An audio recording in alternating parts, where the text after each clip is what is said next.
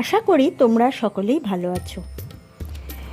গোপাল ভাঁড়ের আরেকটি গল্প নিয়ে তোমাদের সামনে অপুর সারাদিন গপ্প চ্যানেল। ভালো লাগলে অবশ্যই পাশে থেকো।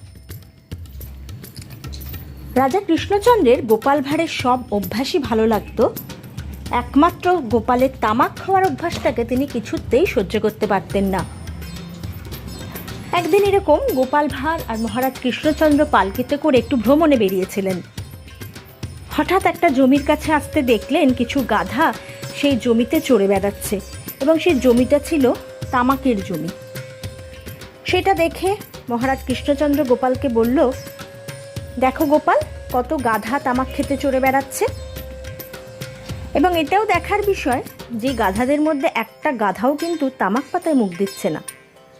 তখন মহারাজ কৃষ্ণচন্দ্র গোপালকে বলল, দেখছো তো গোপাল, গাধারাও তামাক খায় না।